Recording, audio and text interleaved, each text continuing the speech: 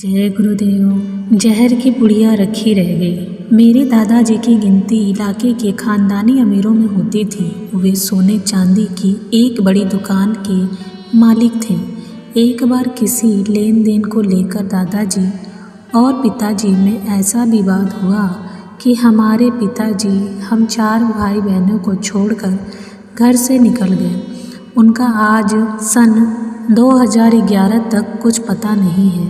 पिताजी के चलते हम सब दुखी रहे, लेकिन उनके चले जाने के बाद माँ की घर में बहुत अपेक्षा होने लगी।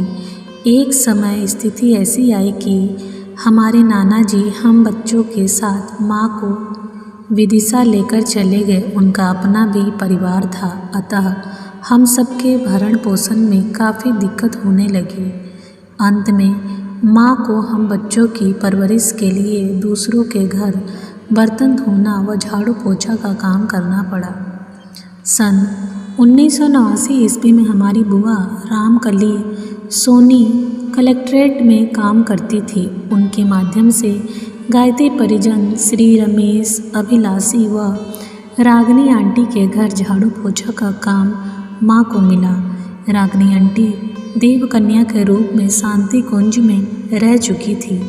उससे प्रभावित होकर हम लोग भी गायत्री मंदिर के यज्ञ में भाग लेने लगे। तब मैं 5वीं कक्षा में था। मैं यज्ञ में स्वाहा शब्द का जोर से उच्चारण करता। भाई श्री रमेश जी उस उच्चारण से मेरी ओर आकर्षित हुए। उन्होंने मुझे रोज़ मंदिर आने की प्रेरणा दी। मैंने नियमित रूप से मंदिर जाना शुरू कर दिया। बाद में तो मैं मंदिर में ही रहने लगा। वहाँ का जो काम मुझे बताया जाता उसे मन लगाकर पूरा करता। समय बीतता गया। मैं पढ़ाई और मंदिर में काम के साथ पेपर बांटने का काम करने लगा। कुछ और बड़ा होकर मजदूरी की, वेंडिंग का काम किया, किराना दुकान, कपड़े की दुकान में काम किया और अपने घर की जिम्मेदारी यथासाध्य पूरी करने की कोशिश करता रहा। बहनें बड़ी हुई। सबसे बड़ी बहन की शादी राजस्थान के श्री मुरली मनोहर सोनी जी के साथ तय हुई।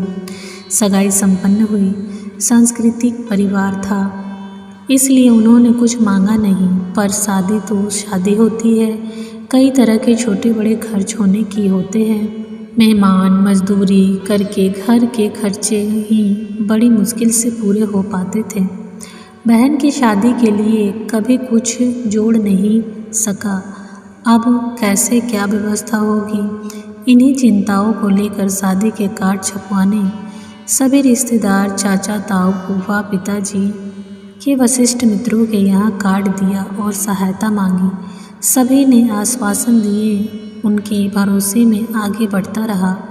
दिन बीतते गए, पर कहीं से कोई सहायता नहीं मिली। नाना जी हमेशा से ही हमारे दुख सुख के साथी थे। उन्होंने आंशिक सहयोग किया, किंतु वह शादी हेतु अपर्याप्त था।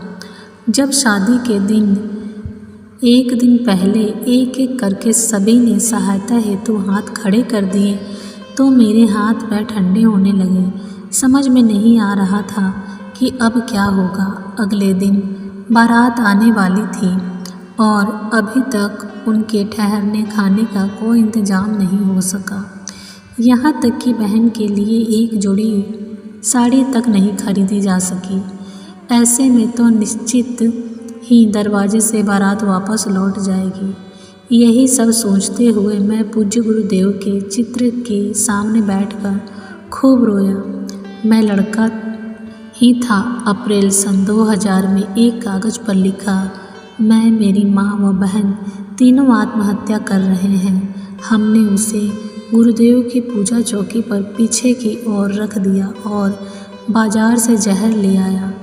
तय कर चुका था कि रात को सबके खाने में मिला दूंगा। रात के 8 बजे मैंने माँ से कहा, भूख लग रही है माँ, खाना निकालो, आज हम सब साथ बैठकर खाएंगे। माँ खाना निकालने ही जा रही थी कि एक ही साथ पूरा गायत्री परिवार घर पर आ गया। मैंने सबको बाहर बिछी हुई दरी पर बिठाया। रमेश भाई साहब ने मुझसे पूछा, पैसे की क्या व्यवस्था है? मैं उदास उदास आंखों से उनकी ओर देखता रहा। मुझसे कुछ भी बोलते नहीं बन रहा था। मेरी हालत देखकर वे बोले, इस तरह टकटकी लगाकर क्या देख रहा है? कुछ बोलता क्यों नहीं? उनका इतना कहना था कि मैं उनसे चिपक कर ज़ोर ज़ोर से रोने लगा। उन्होंने बड़ी मुश्किल से मुझे चुप कराते हुए कहा, हमें यहाँ गुरुजी ने भेजा है। हम सब के मन में अचानक ऐसी प्रेरणा हुई कि लड़का परेशान है, तुरंत जाकर देखो, सही सही बताओ, सारा इंतजाम करने में बताओ तुम्हें कितना पैसा चाहिए। मैंने अटकते हुए कहा, मेरे पास तो कुछ भी नहीं है। रिश्तेदारों के भरोसे शादी तय कर दी, लेकिन कल सभी के हाथ खड़े कर दिए। बाजार से जहर लेकर आया था कि खाकर चैन से सो जाऊंगा। इतना सुनते हुए आग बबूले हो उठे। देर तक मुझे लताड़ते रहे, फिर शांत होकर कहा, फिर कभी भूल कर भी ऐसा नहीं सोचना। हम सब हैं किस दिन के लिए? ज्योति केवल तुम्हारी बहन ही नहीं, हमारी बेटी भी है। इतने से आंख भर आई। उन्होंने कहा, कितने लाख रुपए चाहिए, अभी बोलो। मैंने कहा, सिर्फ इतना ही जिससे बारात का स्वागत सत्कार हो जाए और मैं अपनी बहन को सम्मानजनक ढंग से विदा कर सकूं। उसी पल सभी परिजनों ने कुर्ते की जेब से हाथ डालकर रुपए निकालते हुए आगे बढ़ाया और कुछ ही क्षणों में मेरे सामने नोटों का ढेर लग गया। जान पहचान की दुकान खुलवाई गई और रातों रात सारा इंतजाम हो गया। ज्योति की विदाई शानदार ढंग से हुई। मैंने सपने में भी नहीं सोचा था कि गुरुदेव अपने शिष्यों का कष्ट इस प्रकार भांप लेते हैं और तत्काल निवारण के उपाय भी कर देते हैं। धन्य है गुरुदेव, जो हर मुसीबत से हमें बाहर निकाल ही देते हैं।